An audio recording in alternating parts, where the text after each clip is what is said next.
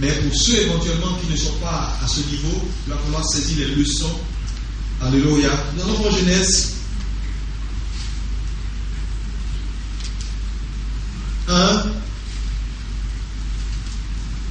à partir du verset 26. Oui, verset 26, tu lis le verset 26 jusqu'à la fin du verset 26, jusqu'à la fin du chapitre 1.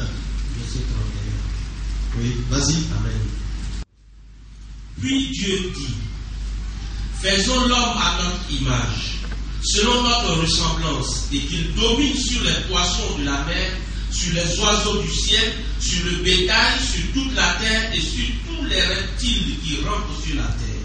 Oui. Dieu créa l'homme à son image.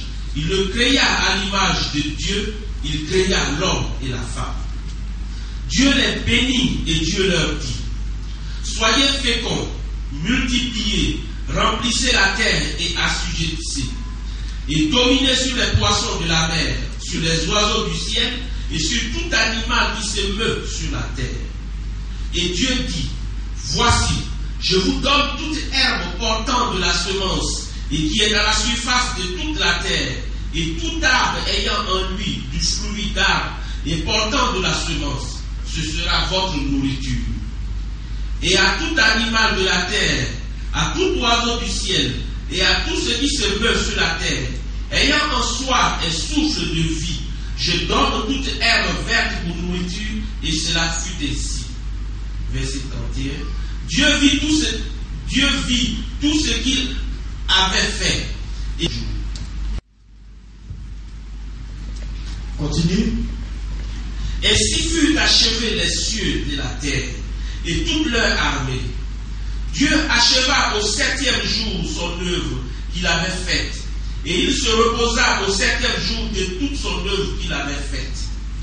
Dieu bénit le 7e jour et il le sanctifia, parce qu'en ce jour, il se reposa de toute son œuvre qu'il avait créée en la faisant. Voici les origines des cieux et de la terre quand ils furent créés.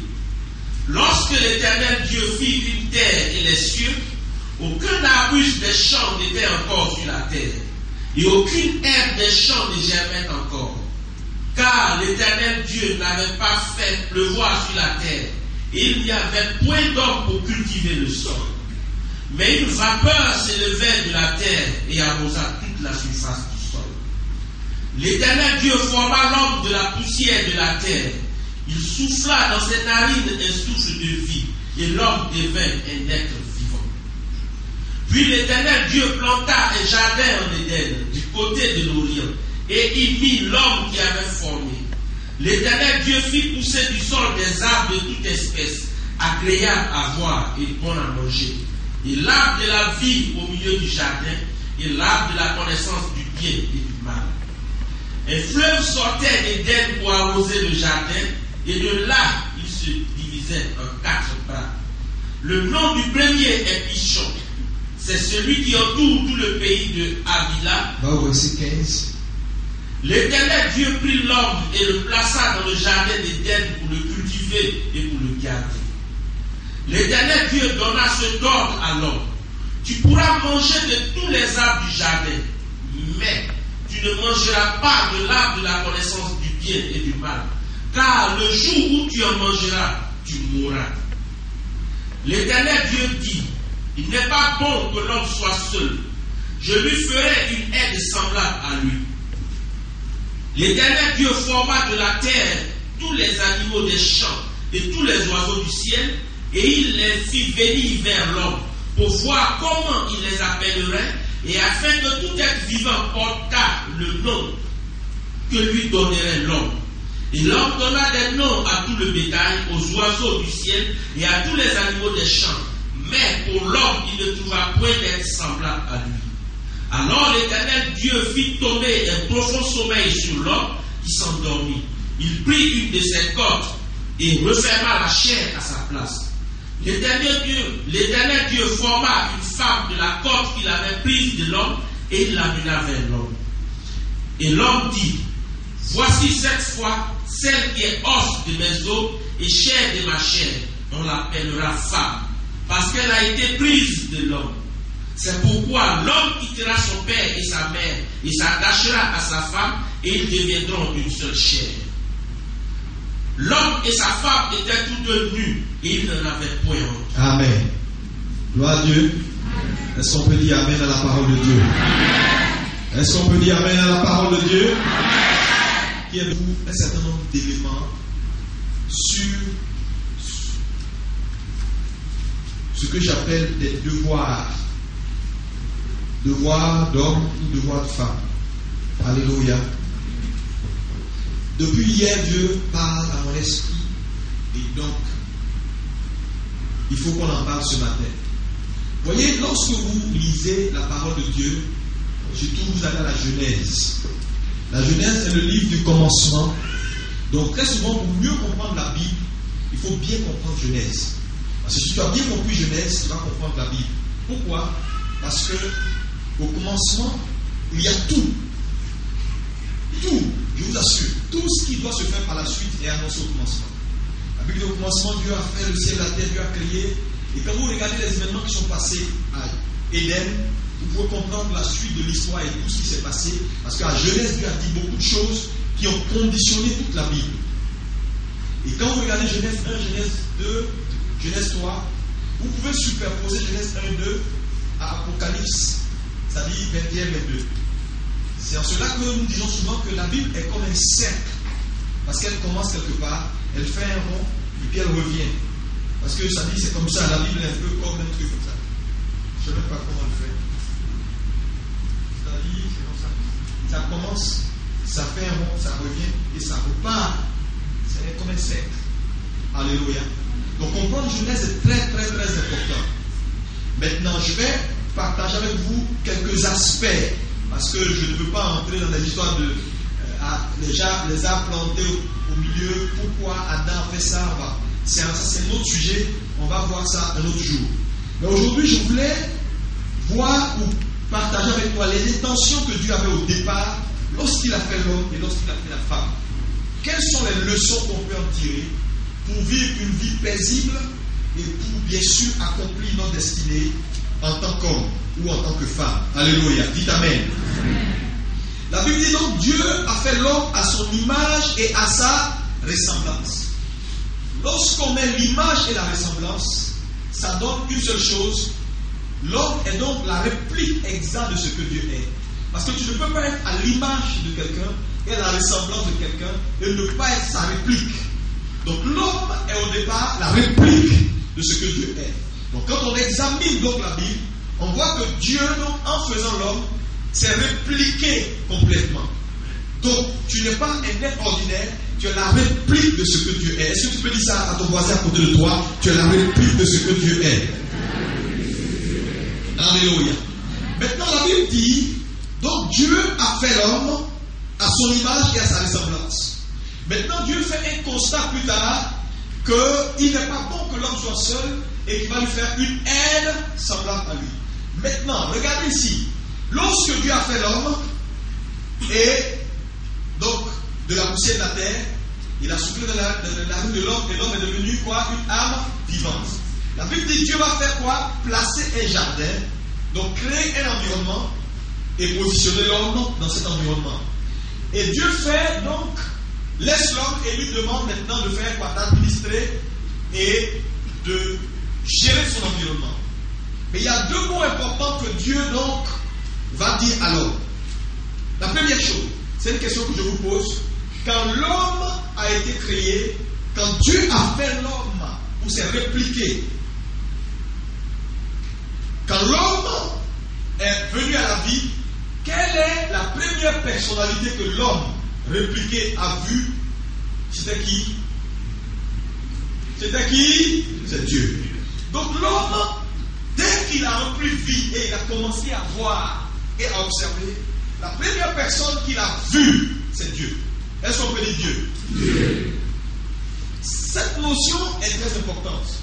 Je dis numéro 1, Dieu donc s'est répliqué, il a fait l'homme à son image. Donc l'homme est la réplique exacte de ce que Dieu est. Deuxième chose, c'est que lorsque l'homme a été fait à l'image et à la ressemblance de Dieu, la première personnalité que Dieu a rencontrée, la première personne que Dieu a vue, c'est d'abord, ou que l'homme a vu, c'est d'abord Dieu. Dites Amen. Amen. Cela veut dire quoi? Cela veut dire simplement que un homme qui n'a pas, ou qui n'a pas vu Dieu, ou qui ne rencontre pas Dieu avant toute chose, est un homme qui démarre, mais qui démarre très mal. Est-ce qu'on peut dire Amen? C'est-à-dire, l'homme est sorti de Dieu, et l'homme a été connecté à Dieu ou a vu Dieu. C'est très important parce que quand tu prends les hommes, nous sommes tous la création de Dieu, n'est-ce pas? Mais la Bible nous appelle à faire quoi? À revenir vers Dieu et à nous donner à ce Dieu-là. Dites Amen. Amen. Parce que j'ai remarqué une chose, l'un des problèmes que nous avons dans nos églises ou avec nos chrétiens en général, c'est que peu sont ceux qui ont réellement rencontré Dieu. Et un homme qui n'a pas commencé par rencontrer Dieu est un homme qui sera un problème.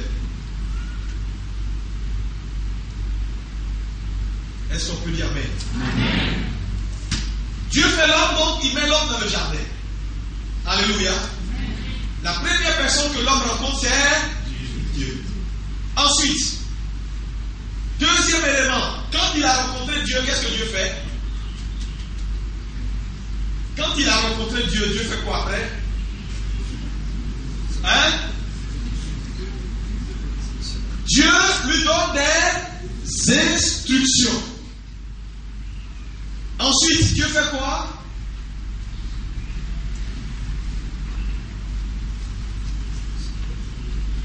On a lu, il faut que tu saisisses. Ensuite, Dieu fait quoi?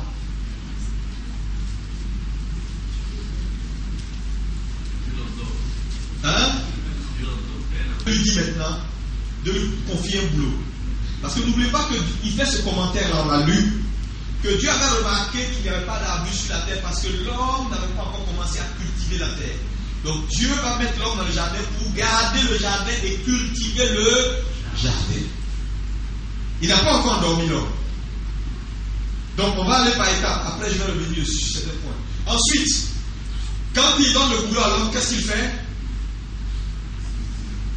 Hein? Oui. Après avoir donné le boulot à l'homme, il le bénit. Hein? Il fait passer les animaux. L'homme regarde, il donne les noms, il gère, il fait tout ce qu'il a fait, il ne trouve pas son vis-à-vis. Après cette étape, qu'est-ce qui arrive? Dieu l'endort maintenant. Et Dieu sonne compte et Dieu fait la femme. Donc la femme entre en scène. Après combien d'étapes? 3 à 4 étapes. Okay. Donc la première chose que je voulais partager avec vous ce matin, c'est que en tant qu'homme d'abord, je m'adresse aux hommes. Après je vais venir sur les femmes. Alléluia. Vous savez, souvent, il y a beaucoup d'échecs dans nos relations hommes-femmes ou dans nos foyers parce que les gens ne tiennent pas compte de ce qui s'est passé au départ. Qu'est-ce qui s'est passé au départ avant que la femme ne vienne? Quand Dieu a fait la création, ensuite, il a fait l'homme de la poussière de la terre, qu'est-ce qui s'est passé? L'homme a d'abord rencontré Dieu. Ça, c'est la première étape. Lorsque l'homme a rencontré Dieu, la deuxième chose, Dieu a positionné l'homme dans un environnement. La troisième chose, Dieu a confié un travail à l'homme. La quatrième chose, Dieu a donné à l'homme d'administrer bien sûr son environnement. Ensuite est venue la femme. Est-ce qu'on peut dire amen très fort? Amen. Parce que le problème qu'on rencontre souvent, et ça, je m'adresse maintenant aux sœurs. Chères sœurs, regardez toutes ces étapes que je viens de vous citer. C'est très important. Est-ce qu'on peut dire amen, les sœurs? Amen. Ça veut dire quoi? Ça veut dire qu'une sœur qui doit faire le choix d'un homme avec qui il doit vivre doit tenir compte de toutes ces étapes-là.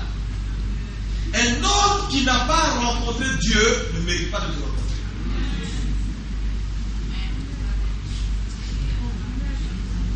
Tu sais, pour que Adam voit Ève, il a d'abord vu Dieu.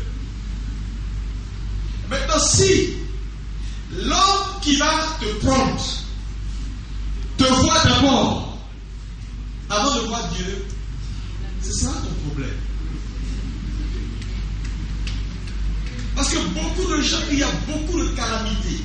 Après, je vous parle, parce que je vous dis, il y a un pasteur qui a fait un témoignage qui m'a touché. Il dit, je me suis marié. À un moment donné, j'ai eu du succès dans le. Mais c'est plus tard que j'ai réalisé que je m'étais mal marié. Parce que ça m'a rattrapé. Tu sais, je vous dis, dans la vie, il n'y a pas d'étapes qu'on brûle. Si tu brûles les étapes, ça te rattrape toujours. Et après, il a fait ce commentaire-là pour dire, il dit, tu sais, je suis arrivé à un point où ma femme et moi, on faisait la bagarre. On était devenus chien et chat. Il dit, je connais ma part de responsabilité parce que moi, en tant qu'homme de Dieu, j'avais certes du succès dans peut-être le travail que je faisais, mais j'avais échoué à la maison. Il dit, j'ai remarqué une chose, c'est que ton degré de prière ou ton degré de longévité, c'est-à-dire ton degré de spiritualité, n'enlève pas forcément certaines choses que tu as dans ta vie et que tu grandis avec. Il dit, j'avais la gloire, mais j'avais des tâches. J'avais les honneurs, mais j'avais des tâches. Et il dit, ça m'a suivi, et ça m'a bousillé. Je t'assure, il m'a fait pitié. Donc, une sœur qui veut choisir un homme doit s'assurer d'une chose. Parce que, je vous dis, moi je suis honnête avec vous, je suis votre pasteur. Et si Dieu vous envoie auprès de moi, j'ai le devoir de comment on appelle ça, d'honnêteté et de vérité vis-à-vis.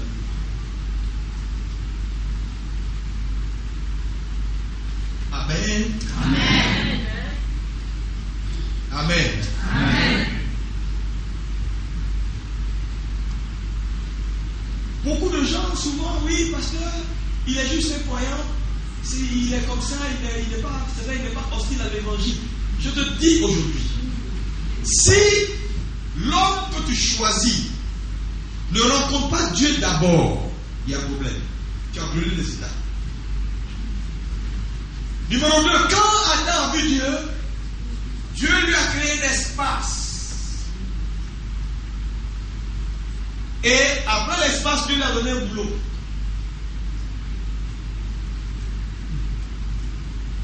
Dis Amen. Amen. Donc c'est un homme qui avait déjà de la responsabilité avant de rencontrer la femme. Parce qu'un homme qui n'a pas de responsabilité avant de rencontrer une femme ne saura pas la gérer.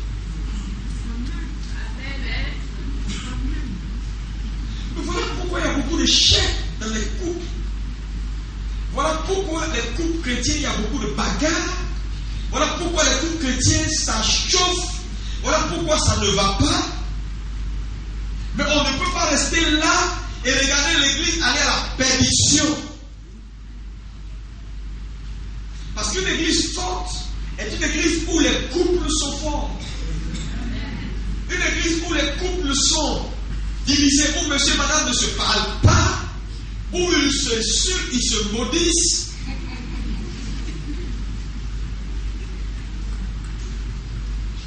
Il dit, je ne sais pas pourquoi Dieu me dit de parler sur ça matin. Ça veut dire qu'il y a un problème quelque part. Je connais le Seigneur. Si tu là ouvres ton cœur, ça ne peut pas être normal. Donc l'homme a eu de la responsabilité d'abord. Il a d'abord eu son territoire, il a d'abord eu du boulot, il devait garder son jardin, cultiver son jardin. Il avait de la responsabilité d'abord. Ensuite, on a envoyé des animaux vers lui pour nommer. C'est-à-dire c'est une façon de gestion. C'est-à-dire l'homme devait administrer, devait nommer, donc devait déjà exercer une responsabilité dans son environnement. Et c'est après tout ça, parce que je dis, un homme qui n'a pas de responsabilité, si tu entres dans sa vie, il ne saura pas t'apprécier.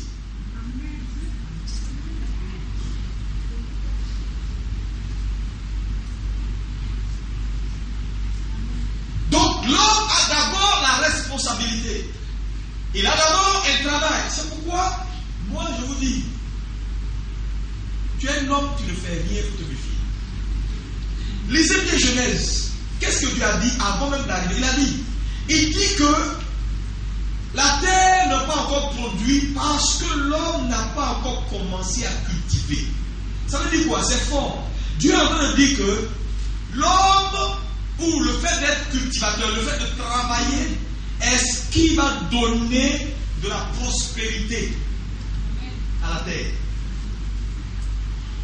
Donc, le fait de travailler là est, si on peut le dire, l'une des premières responsabilités qu'un homme a, c'est de travailler pour apporter de la prospérité à la terre. C'est écrit dans la Bible, c'est pas moi.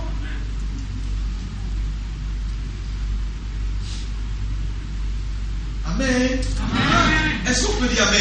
Amen. Le travail, est-ce qu'on peut dire bon le travail? Le travail. Quand on parle de travail, c'est à tous les niveaux. Tu es banquier, c'est ton boulot.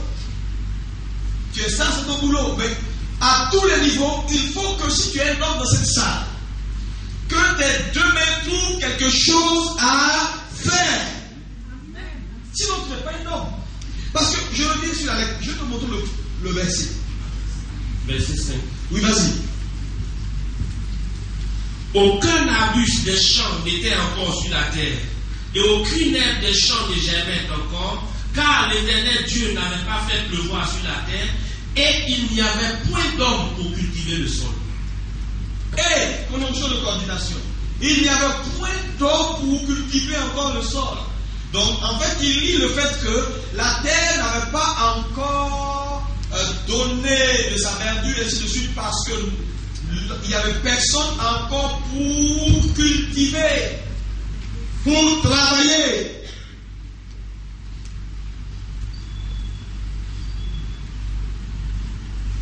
Tout le monde dit le travail. Le travail. Tu es une soeur dans cette église.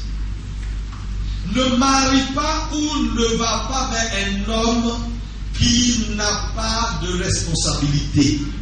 Un homme que tu n'as pas trouvé dans une responsabilité est un homme qui ne saura pas t'apprécier.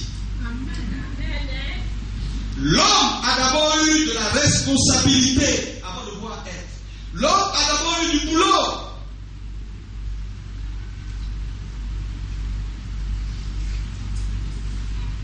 Tu maries un paresseux, tu es mort.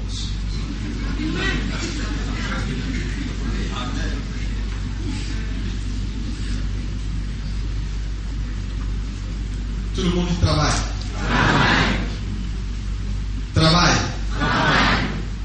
Ensuite, la Bible dit quoi? Lorsque l'homme a eu du boulot, l'homme a administré, il a eu du boulot, qu'est-ce qui s'est passé? Et qu'il a nommé les animaux. La Bible dit qu'il ne trouva pas son vis-à-vis et Dieu va l'endormir. Ça veut dire Dieu va l'endormir dans un sommeil. Et Dieu a sorti une côte. Vous savez, la côte se trouve où? Nos côtes se trouvent sous nos bras.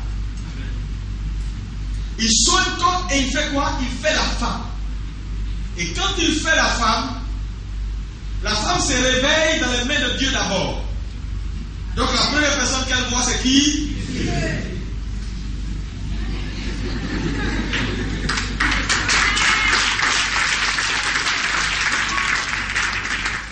Vous savez, j'ai compris une chose.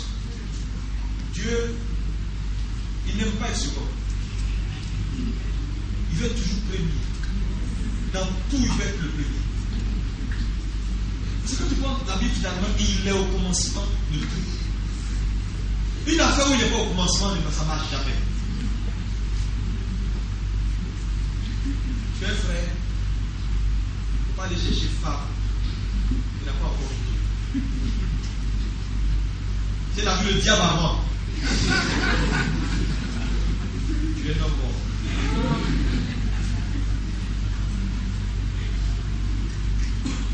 Amen. Amen. Alléluia. Elle s'est réveillée, elle est venue, et quand Adam l'a vue, il dit, voici celle qui est hors de Zochel, machin, on l'appellera femme. C'est lui qui a donné le nom femme. Il dit, on l'appellera femme, parce qu'elle était plus de moi. Amen. Maintenant, regardez. La femme a été faite de la côte de l'homme. Vous savez avec moi que la côte, je dis, la côte, ou notre côte, les côtes sont l'un de nos parties les plus sensibles. C'est pourquoi nos côtes sont sous nos bras. Pour une raison, pour qu'on puisse protéger nos côtes. C'est pourquoi tout être humain ou tout homme qui utilise sa force contre sa femme est stupide. Parce que la force est de protéger sa femme. La force que Dieu t'a donnée, ce n'est pas pour frapper la femme. Donc la gifler, pour la martyriser, mais c'est pour la protéger. Les bras protègent. Si je te fais comme ça, tu vas commencer à faire comme ça, parce que tu ne veux pas qu'on te tape là. Donc cette femme qui représente la côte que Dieu t'a donnée, que Dieu a sorti et que Dieu a mis auprès de toi, les bras que Dieu t'a donnés, qui représentent ta force, ta vigueur. Alléluia. Ce n'est pas pour rabaisser cette femme ou pour détruire sa vie. Parce qu'on voit dans certains couples, monsieur et madame sont des concurrents. Monsieur parle 1, madame parle 2. Madame parle 3, monsieur parle 4. C'est-à-dire, il n'y a pas de soumission, c'est de la concurrence pure dans la maison. Ça ne peut pas marcher. Ça ne peut pas aller. Voilà pourquoi aujourd'hui, on a tellement de crises dans nos églises. Pourquoi?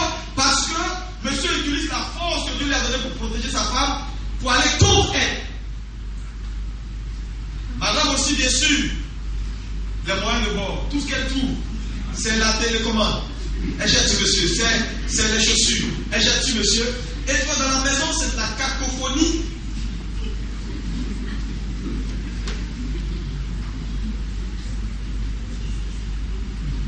Vous devez honorer et respecter les femmes. Est-ce qu'on peut dire amen les hommes?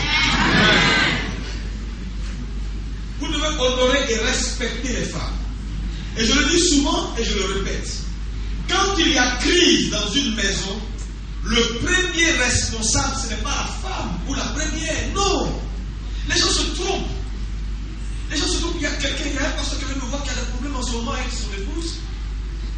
J'ai parlé pendant au moins 4 heures, 5 heures. On parle jusqu'à 1h du matin. Je dis, mais j'essaie de régler. Mais je dis, mais pasteur, tu es le premier coupable. Ma femme a fait ça, ma femme. Et je dis, mais écoutez, je vous dis une chose. C'est alors que Dieu a donné d'abord la responsabilité avant la femme. Dieu a parlé avec l'homme. La femme était un homme. Alléluia. Amen. Si dans une maison, madame ne monsieur, tu peux argumenter pour dire elle est mal élevée, c'est des histoires. Le monsieur est le premier responsable. Si dans une maison, il n'y a pas d'harmonie, il n'y a pas de confiance mutuelle entre l'homme et la femme, le monsieur est le premier responsable. Si un foyer se casse, le premier responsable c'est monsieur. S'il y a divorce, on peut dire ce qu'on pense, le premier responsable c'est monsieur.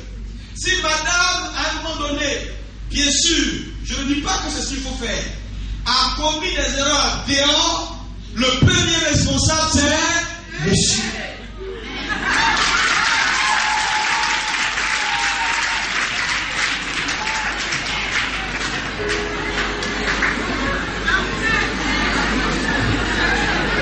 Tu peux ne pas être d'accord avec la première.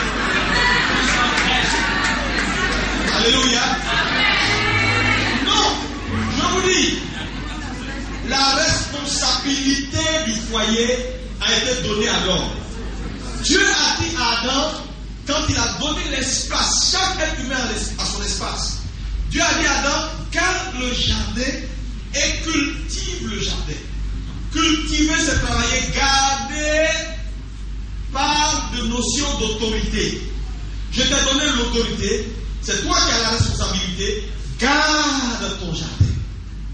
Lorsque le serpent est venu et puis il est entré dans le jardin, ce n'était pas à Ève de crier à la porte qui n'entre pas. Celui qui a le mandat pour le faire, c'est l'homme. C'est à lui on a dit, garde bien ton jardin. On n'a pas dit ça à la femme.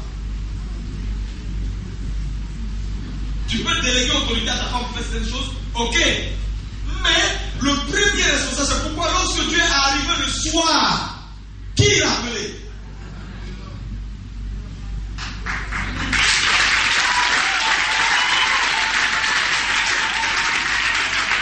Parce que il y a beaucoup de problèmes parce que les gens disent ma femme elle est comme ça, ma femme elle est comme ça, ma femme elle est comme ça, ma femme elle est comme ça. Tu sais, si vous ne voulez pas respecter la Bible, dans tous les cas, cette Bible-là, c'est ce qui va juger le monde.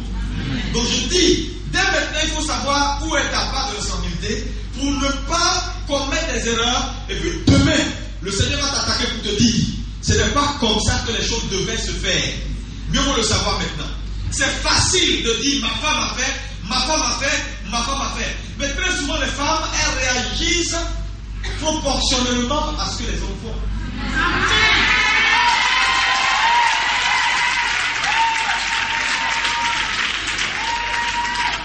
Oui.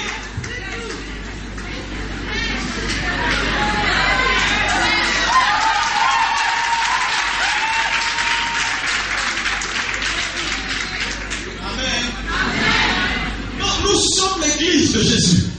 Écoutez-moi bien. Et si l'église ne revient pas à l'enseignement biblique, la gestion d'un foyer, alors on va faire les choses comme le monde là, ça ne marchera pas. Je vous dis que ça ne marchera pas. Il y a un seul responsable, c'est l'homme. Et Dieu a demandé, Adam, où es-tu? Parce qu'ils avaient une position de rendez-vous avec Dieu. Quand Dieu est venu à cette position, l'homme n'était plus là. Adam a automatiquement accusé. Parce que l'homme a cette tendance-là. Depuis notre grand-père Adam, c'est comme ça les hommes se comportent. Ils aiment accuser toute la femme. Madame n'a pas fait ça, madame n'a pas fait ça. C'est facile de le dire. C'est pourquoi Jésus a dit que lui, il a aimé l'église et il s'est acquis cette église par son sang. Parce que n'oubliez pas que l'église ici, l'église est le symbole de la femme, comme Christ est le symbole de l'homme. Il dit il a aimé l'église, il a racheté l'église et il va présenter l'église au dernier jour au Père sans tache ni ride. Et l'homme a obligation de veiller sur sa maison et de faire en sorte que la femme que Dieu lui a donnée là, qu'au dernier jour, quand Dieu va lui demander des comptes, qu'il puisse présenter cette femme-là sans tache ni ride. Je vous assure, l'amour, je vous dis, l'amour, ce n'est pas des sensations. Beaucoup de gens se trompent. L'amour n'est pas des sensations. L'amour, on dit non, je sens les trucs. Il y a un courant qui passe dans ma tête. Ça, c'est du jeu et ça, c'est amusement. Le vrai amour là, c'est un choix. Dis un bon choix. On choisit et puis on fait avec. C'est ça l'amour. Frère, je te dis, si tu as peur avoir des sensations, voir chaque fois madame, et puis tes cheveux se dressent là tous les jours. Ce n'est pas tous les jours que tu vas la voir, tes cheveux vont se dresser. À un moment donné, tu fais un choix et puis tu as su. C'est ça. Mais comme les gens ne comprennent pas ça, alors leur soi-disant amour, en guillemets, est basé sur quoi? Sur tout ce qui est visuel. Ma femme est belle, ma femme s'habille bien, ma femme fait ça pour moi, ma femme est comme ça, elle me parle comme ça, mais le jour où elle ne me parle plus comme ça, le problème commence. Pourquoi? Parce que les gens ont catalogué l'amour selon le monde. Merci. Selon le monde. Selon le monde. Nous sommes l'Église. Et Jésus, comment il nous aime? La Bible dit, Dieu a tant aimé le monde qu'il a donné son Fils unique. Jésus a accepté de mourir, il nous a choisis comme ça. On n'est pas bon, il y a des gens qui mentent. Avant d'entrer ici, ils ont menti. Mais Jésus les aime quand même. Il y a des pécheurs, Jésus est avec eux quand même. C'est un choix. Je dis que l'amour est un choix. Est-ce qu'on peut dire choix? Oui, d'abord Dieu t'a choisi comme tu es et puis t'aimes là. C'est comme ça, on dit, j'aime ma femme, un point c'est tout. Elle a les yeux comme ça, je l'aime. Elle a les trucs comme ça, je l'aime. Point. Alléluia.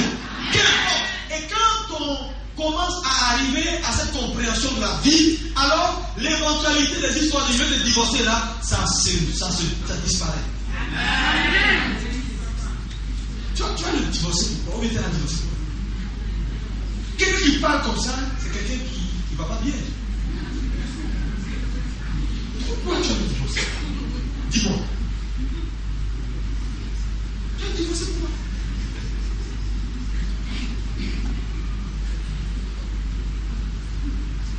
C'est un choix. Tu as choisi. Et tu sais, le bonheur est relatif. Tant que tu n'es pas arrivé à ce choix-là pour dire, écoutez, mon affaire là, j'ai choisi, c'est ce que j'aime. Et puis c'est tout. Frère, tu vas souffrir. Tu vas souffrir. Ta femme va souffrir. Parce que tant qu'il n'y a pas le choix, c'est le choix qu'on fait de quelque chose qui nous libère des autres choses. Parce que tant qu'on n'a pas choisi quelque chose, on est toujours tenté de regarder à 1000 choses pour dire, je prends quoi? Je prends pas quoi? Je prends quoi? Aujourd'hui ça brille ici, non, aujourd'hui ça brille ici. Mais quand on a choisi quelque chose, nos yeux se ferment sur les autres.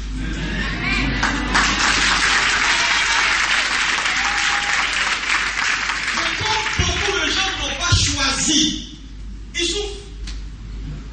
Donc dès qu'il y a quelque chose, se dit, j'ai dû me tromper. Frère, quand on a choisi, on a choisi. On ne discute même plus. Tu vois, arriver à un niveau où discussion de c'est mon mari, c'est pas mon mari, il faut sortir de ça. Alléluia. L'amour est un choix. Dis à ton frère à côté, l'amour est un choix.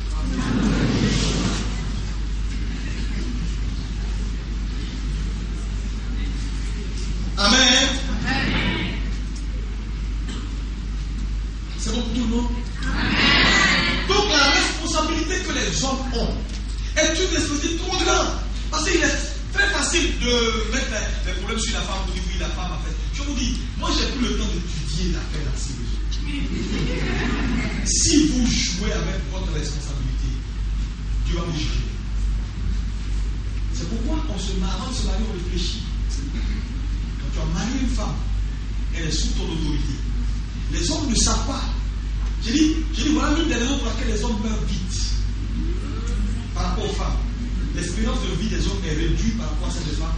Parce que les hommes jouent avec cette notion de femme.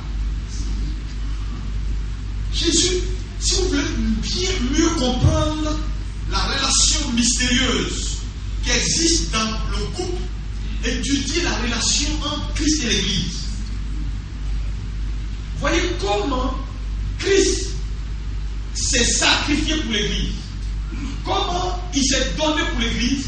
Et comment il travaille aujourd'hui pour que cette Église, quel que soit ce qu'elle est, arrives à destination. Tu vas comprendre la responsabilité que tu as en tant qu'homme dans ta maison. Et pour une femme qui veut saisir sa responsabilité dans le couple, regarde la responsabilité de l'Église face à Christ. Tu comprendras tout de suite ce que tu as comme responsabilité. Mais le grand responsable dans cette affaire-là, c'est l'homme. C'est l'homme. C'est pourquoi il n'y a pas d'édition possible. Ça ne va pas dans ta maison, ça va être, tu ne vas pas bien. Sinon, si tu veux, commence à changer. Commence à entrer quand il faut entrer à la maison. À saluer ta femme, à être gentil avec ta femme, à lui faire des cadeaux, à faire sortir ta femme, pour le faire sortir les camarades dehors. Amen. Tu vas voir ce qui va se passer.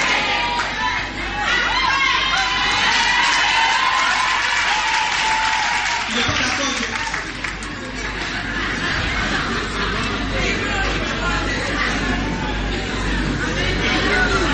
Je dis l'Église doit comprendre ce qui est bon. Et nous, notre rôle, c'est de vous dire ce qui est bon. Il y a des gens qui sont prêts à tout faire dehors, mais jamais sur les femmes. Il y a un problème. Il y a un problème. Tu peux donner, dépenser 5 millions dehors, 2 millions, tu ne réfléchis même pas. Quand ta femme te demande 500 000 francs pour un commerce, tu es irrité.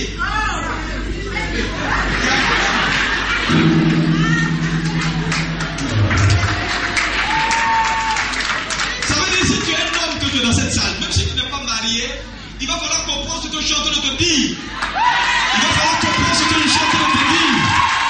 Alléluia. Pour chaque homme dans cette salle, fait sa part. Les femmes ne sont pas compliquées.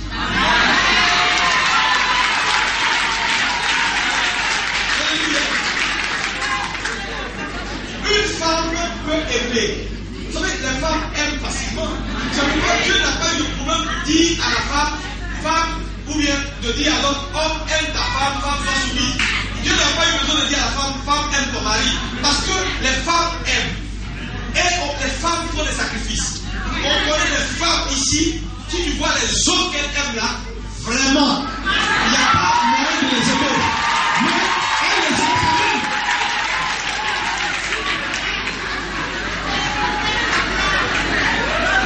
Non, est-ce qu'on dit la vérité, oui ou non?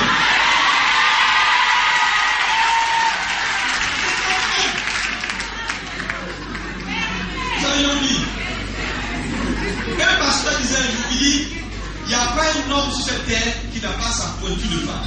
C'est-à-dire que tu es comme un homme, même si tu es court comme ça, américain, ça fait. Vous connaissez le chanteur américain là? Tu es femme. C'est jusqu'à où on peut comprendre, ou jusqu'à où la femme peut partir. Mais les hommes, dis quel homme qui est prêt. C'est-à-dire, dès que la femme là, elle peut déformer, elle ne veut même pas. Mais les hommes, les femmes, c'est différent. Pour aimer les femmes, elles n'ont pas de problème. Moi j'ai compris. Et vous savez, si vous n'arrivez pas à cette compréhension, la femme détruit ton foyer. Les femmes n'ont pas la même force que vous. Elles peuvent parler, mais derrière tout ce bavardage-là, elle est faible. C'est qu'elle est faible. Et quand toi tu fonces, parce que tu penses qu'elle veut te concurrencer, et tu lui parles, tu lui dis des trucs, à un moment donné, tu brises cette femme, tu détruis cette femme, et plusieurs hommes ont détruit les femmes, ont cassé la vie de ces femmes. Elles ont perdu confiance en elles. Elles n'ont même plus de capacité de se lever. Mais je déclare ce matin que le Dieu qui t'a fait, te relève au nom de Jésus. Amen. Alléluia. Alléluia. Chers hommes, le temps de faire notre meilleur culpa est arrivé. Alléluia. On a tout fatigué les femmes.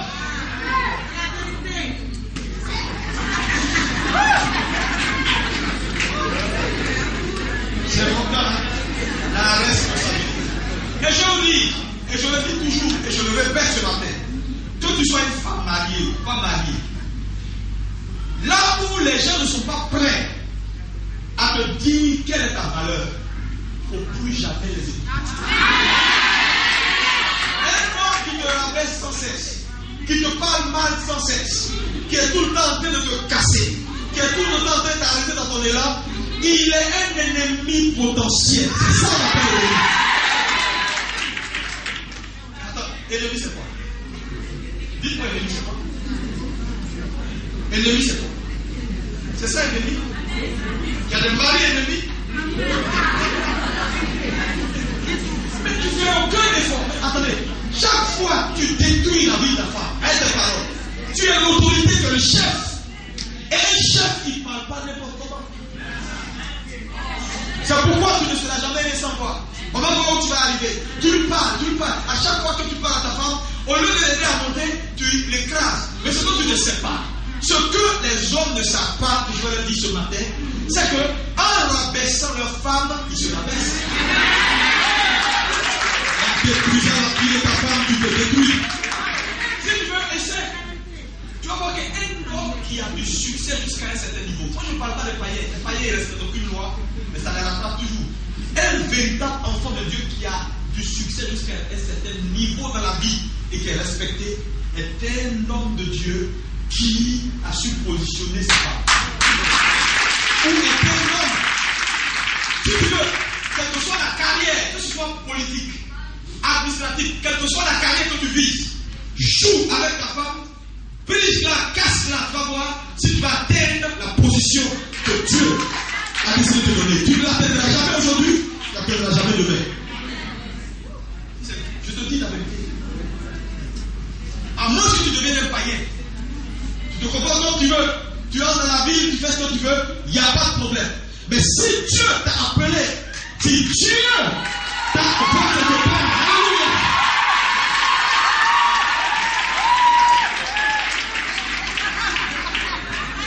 Attendez, et comment vous pouvez accepter, écoutez-moi, il faut qu'on se dise la vérité ce matin. Comment tu peux accepter que tu permets à certaines personnes de parler mal de ta femme? Il y a des hommes, leurs amis critiquent leurs femmes, leurs camarades femmes. Je dis, toute personne qui travaille contre ta femme aime. Toute personne qui te parle et puis qui dit oui, ta femme la mère. Attends, sur quel droit? Même si elle marche sur ses genoux, personne n'a le droit de te dire ta femme m'a dit oui, elle-même, on ne comprend pas.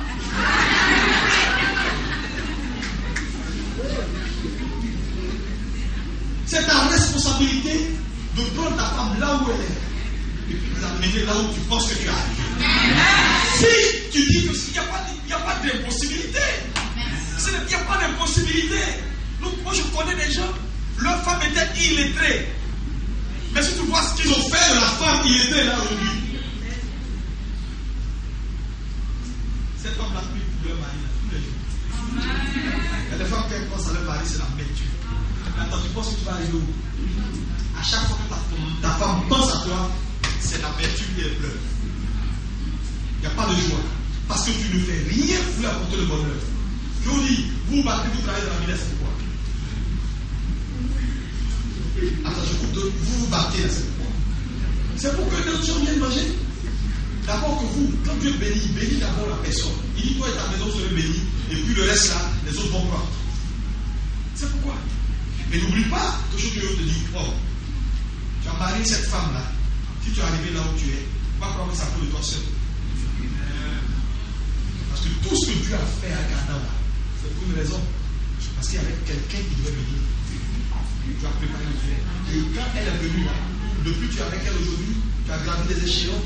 Aujourd'hui tu trouves qu'elle n'est rien, ou bien qu'elle ne peut rien, tu te trompes. Tu te trompes. Tu te trompes. C'est pourquoi on voit les hommes dans la société, ils ont atteint un certain niveau. Mais souvent quand tu vois les femmes, tu dis, hé, il ne faut pas dire, hé, ça tes yeux. Il sait pourquoi il a arrêté. Parce qu'il y a une nouvelle génération de femmes dehors là.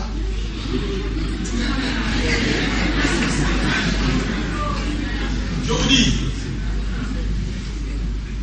elles sont juste bonnes ou dehors. Elles ne sont pas bonnes pour la maison. Ou bon pour construire la destinée. Et c'est là où les hommes se trompent. Il ne faut pas te tromper ce matin. Tu es un homme, il faut réfléchir. Si Dieu t'a donné une femme, respecte-la. Travaille pour elle. Investis en elle. Investis dans tes enfants. Est-ce qu'on peut dire amen très fort? Parce que ceux-là, ils sont sous ta responsabilité. Et quand ils ont la joie, ils ont le bonheur, Dieu te bénit. Mais quand ils pleurent, et puis ils sont assis quelque part, ils pleurent, Dieu ne peut pas te bénir. Moi, j'ai horreur des gens qui n'entretiennent pas leur famille. Un homme doit être capable de supplier en Dieu pour sa famille. Adam avec la responsabilité. Ève est alors la responsabilité, dites amen. Dites amen. La Bible dit à Ève, il dit quoi? Il dit, je te ferai quoi? Une. La femme est une aide. La femme est une aide. Si la femme est une aide, ça veut dire quoi? Seul tu ne peux pas. Aucun homme ne peut seul ici. Aucun homme ne peut seul. Tu as besoin de ta femme. Tu as besoin de ton mari. Elle n'est pas une concurrente. Mais je connais les femmes. C'est souvent nous les hommes qui leur donnons cette position de concurrente. Sinon la femme, elle est là pour t'aider à devenir, pour accomplir ta mission, pour réaliser tes rêves. Alléluia. Mais n'expose pas ta femme. Quand Dieu est venu, Adam a exposé Ève. Adam poussait Ève et puis s'est caché derrière Ève. Ça, c'est de l'irresponsabilité. Quel que soit ce qui arrive dans la maison, si les gens viennent juger, ne viens pas dire oui, ma femme là, c'est elle, ma femme là, c'est elle, ma femme, et puis tu mets tout sur elle. Même si elle a des faiblesses, même si elle a des défauts, tu es le chef. Et un chef couvre. Depuis que Jésus nous a livrés, la Bible dit qu'il est notre avocat. Mais pourquoi il est notre avocat? Pour nous défendre. Pour dire non, c'est vrai qu'il a péché, mais on ne peut pas le laisser comme ça. Parce que j'ai fait une œuvre qui couvre sa vie. C'est ça. Jésus nous couvre par l'œuvre qu'il a accomplie sur la croix. Et un homme qui n'est pas prêt à couvrir sa femme, un homme qui n'est pas prêt à déployer ses ailes pour couvrir la nullité de sa femme, n'est pas digne. Voilà pourquoi, je vous dis, voilà pourquoi certaines sœurs dans les foyers se sont retirées. Parce qu'elles n'ont plus de couverture. Elles sont toujours livrées, elles sont toujours jetées. Et à un moment donné, elles se renferment et puis elles disent bon, comme il n'est pas capable de faire son travail, terminé. Elle prend une position et désormais ça devient quoi? Tu dis elle dit elle s'en fout de toi. Tu vis ta vie, elle vit sa vie. Il y a des foyers même, c'est la cohabitation. Non. C'est la cohabitation, ça dit monsieur vit sa vie, madame vit sa vie. C'est deux styles différents, c'est deux façons de voir différentes. Ils ne font aucun effort pour approcher les positions. Ils ont leur vie séparée. Ils sont monsieur et madame sur papier.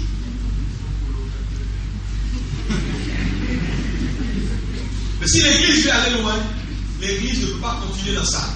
Est-ce qu'on peut dire amen très fort? Est-ce qu'on peut dire amen très fort? C'est pourquoi avant, frères et sœurs, d'entrer dedans, il faut réfléchir. Vous qui n'êtes pas mariés, vous avez un privilège énorme. Et si vous êtes des hommes, vous êtes là ce matin, s'il vous plaît, il faut vous repentir et prendre votre responsabilité. Quel que soit ce qui est arrivé dans le passé, c'est ta faute. Tu n'as pas su gérer, tu n'as pas su administrer ta maison. C'est tout. Si tu as administré, quand tu sais gérer ta maison, il n'y a rien que ta femme ne peut pas t'apporter. Elle peut tout t'apporter. Et d'ailleurs, même si elle ne peut pas, aide-la. Aide-la. Parce que les femmes sont à 80% très émotionnelles. Les femmes sont très très émotionnelles. Mais bien sûr, quand tu sais que ta femme est très émotionnelle, il ne faut pas prendre des décisions qu'elle. Souvent, elle prend des décisions, il ne faut pas la laisser dans ses décisions. Parce que, il y a des femmes, par exemple, vous faites pas là, tout de suite. Vous étiez prêt à aller quelque part. Vous avez fait par là, tu reviens, dis bon, on est prêt. Elle dit moi.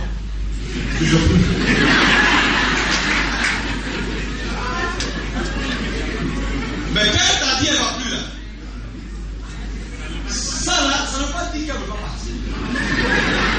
Elle opère à un certain niveau que tu dois comprendre.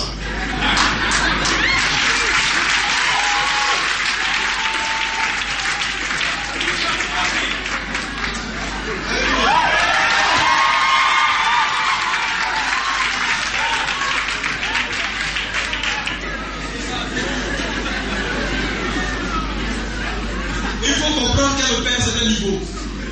Et donc, au lieu de la laisser là, et puis dire oui, d'accord, tu ne vas pas, non, ok, il n'y a pas de problème, ce n'est pas bon. Aide-la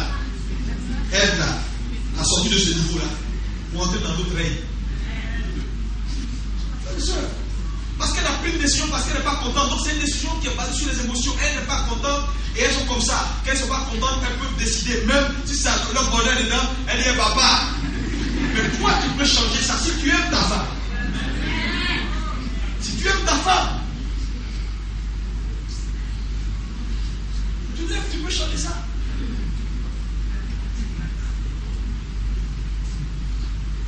Alléluia. Alléluia.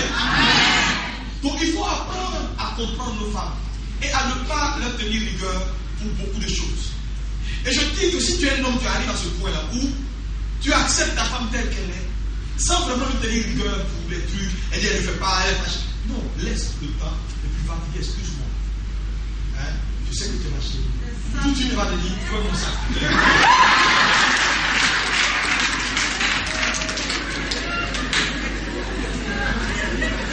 Elle veut juste savoir. Mais qu'est-ce que nous on fait? Nous on se bloque parce qu'on est des chrétiens. Parce que les gens pensent que quand on devient chrétien, on devient villageois. Très villageois, il est appelé. On dit au restaurant, il ne peut pas aller au restaurant. Alors ici, il est dur comme ça, il dit les jeux.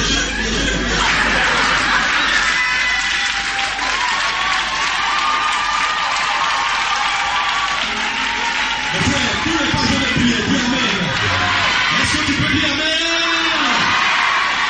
Tu es dans ton Dieu pour être romantique.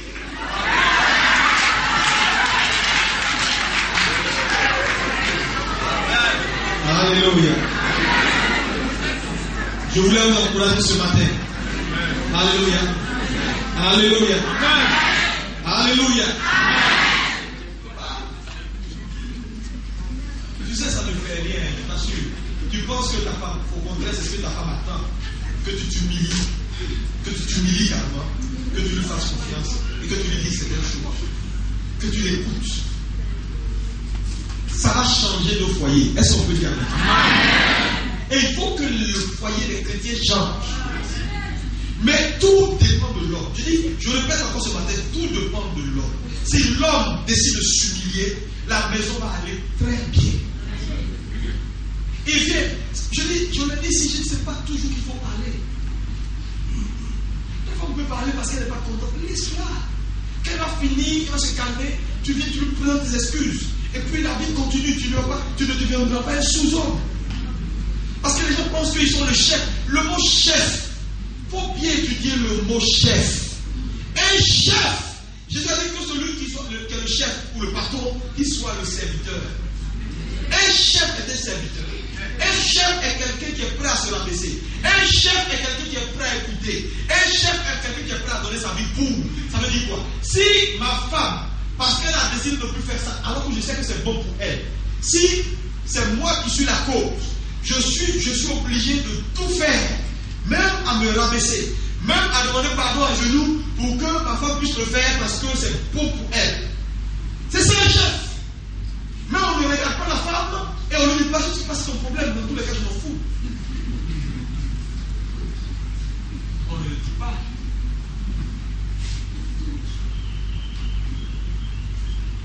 Alléluia. Et si un homme fait sa part, vous allez voir que la soumission va venir. Parce que souvent, on parle trop de soumission de la femme. Le vrai problème, c'est que les hommes ne jouent pas leur rôle. Vous allez voir que c'est une conséquence. Quand un homme joue son rôle, ça suit. Ça suit. Ne dis plus de mauvaises paroles à ta femme. Dis-lui des paroles qui vont le lever.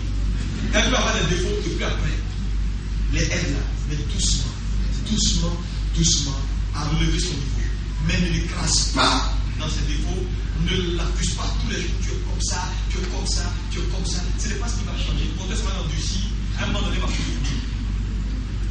Et tu sais, quand une femme perd confiance dans l'homme qui est devant elle, c'est fini. Elle cherche la confiance ailleurs.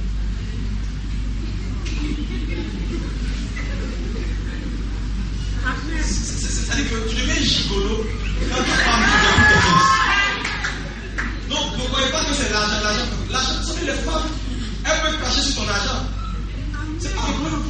femme, ce n'est pas l'argent. J'ai l'argent. Et puis après, si elle ne te fait plus confiance, tu as perdu ta valeur d'homme dans la maison. Amen. Une femme qui n'a pas confiance au mari, qui est obligée d'aller, quand son mari lui parle, d'aller contrebalancer l'information pour être sûr qu'il faut qu'elle fasse. Oh non, tu as échoué. Ça doit t'inquiéter. Ça doit t'inquiéter que tu dis que je suis à ta femme et elle ne fait pas. Elle dit bon, je vais te demander d'abord à Paul pour voir. Ça veut dire que tu n'as pas joué ton rôle. Sinon, une femme, elle peut prendre son mari aveuglement. Même quand le gars va dans le mur, quand le mari fait ce qu'il fait, elle suit son mari. Elle suit son mari. Ce matin, je suis venu juste t'appeler à une prise de conscience. On ne peut pas laisser l'église de Jésus-Christ aller à la perdition. En voyant nos foyers mélanger nos femmes et nos maris en parlant dans des concurrences, dans des va-et-vient, dans des coups de pied. Alléluia. Il faut, et je vais vous dire une chose, ne permettez jamais à personne d'entrer au milieu de toi et ta femme. Ça veut dire quoi? Ta femme, c'est ta femme. Quelqu'un ne peut pas entrer au milieu et puis se mettre la zizanie et parler mal de ta femme devant toi. Ce n'est pas possible. Si quelqu'un parle mal de ta femme devant toi, la personne ne mérite plus ta confiance. Il faut libérer la personne. À moins que toi-même et ta femme, tu as des problèmes. Je voulais vous encourager ce matin. Est-ce qu'il y a des gens là ce matin? Amen. Est-ce qu'il y a des gens ici ce matin? Amen. Je veux les hommes responsables. Chers sœurs, vous avez compris tout ce qu'on a dit? Amen. La responsabilité. Un homme qui n'est pas capable de s'assumer ne pourra pas vous assumer.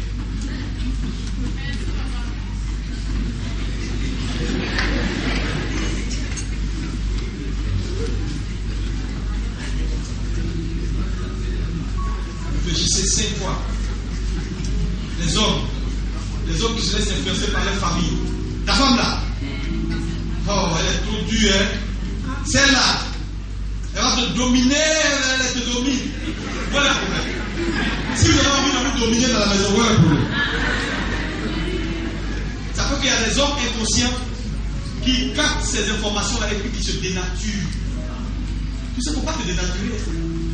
Si tu aimes ta femme, tu aimes laver ses supports, voilà le problème. Tant qu'il y a la paix dans ta maison, c'est pas mieux. Tu vas écouter les gens dehors, des gens qui ont échoué dans leur vie. Quel conseil il faut te donner? Il ne faut pas écouter. La femme n'a qu'à te dominer, ce n'est pas leur problème. Aime ta femme telle qu'elle est, avec sa personnalité. Est-ce qu'on peut dire amen? Si tu es ici dans cette salle, tu es allé faire des choix contre nature selon la Bible, il faut te ressaisir.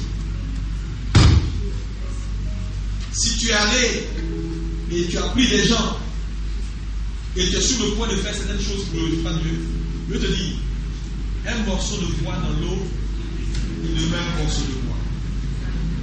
Faites attention aux gens qui n'ont pas rencontré Dieu, aux gens qui ne connaissent pas Dieu. Ils risquent de vous pourrir la vie. Méfiez-vous, chers sœurs. Ce n'est pas une affaire de il est gentil. C'est une affaire, est-ce qu'il connaît Jésus? Est-ce qu'il est affranchi? Est-ce qu'il a rencontré Dieu d'abord? Est-ce que son cœur est circoncis? Ne tolérez pas certaines choses dans la vie de vos époux ou de vos épouses. Sinon après, ce qu'on tolère, on finit par consentir et un jour à le faire.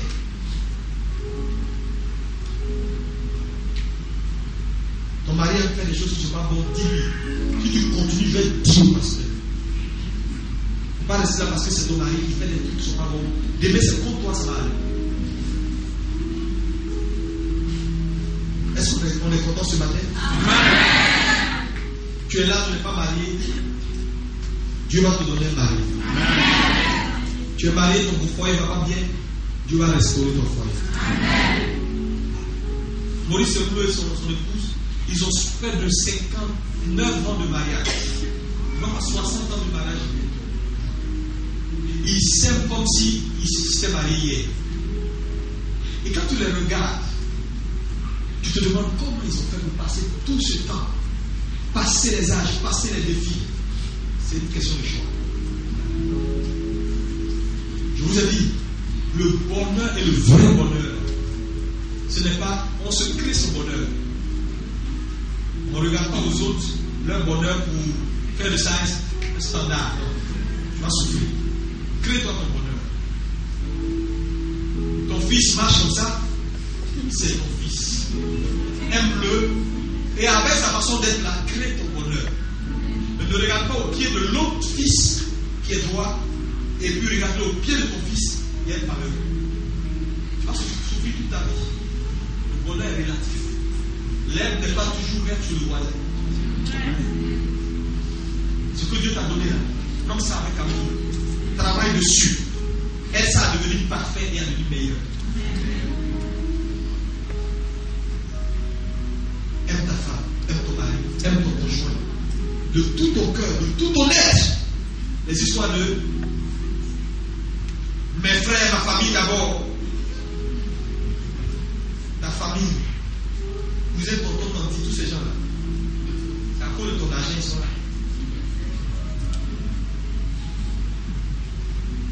On n'a jamais vu des couples qui deviennent des frères et sœurs. Parce que même les enfants, à un moment, ils vont vous laisser. Vous allez devenir deux. À un moment, vous êtes plein dans la maison. Non? Quand un grandit, il va Paris pour les études. L'autre grandit, New York pour les études. Quand il revient, il veut habiter à la maison. Maintenant, vous cherchez le petit-fils. Il n'y a pas un petit-fils là. Et le petit-fils aussi, quand il a 17 ans, 18 ans, 19 ans, 20 ans, il quitte. Et puis après, de nouveau, vous êtes à deux.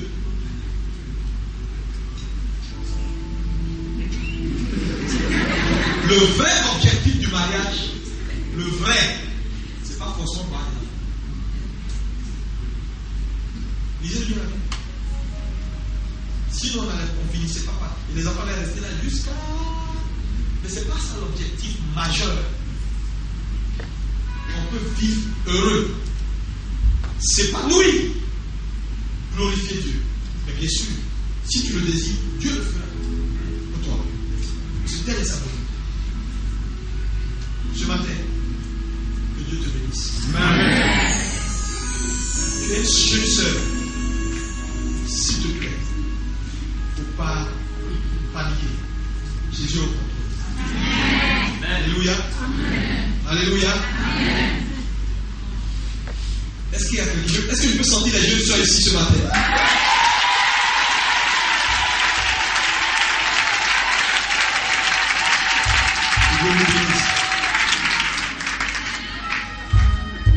Prions le Seigneur tout le monde.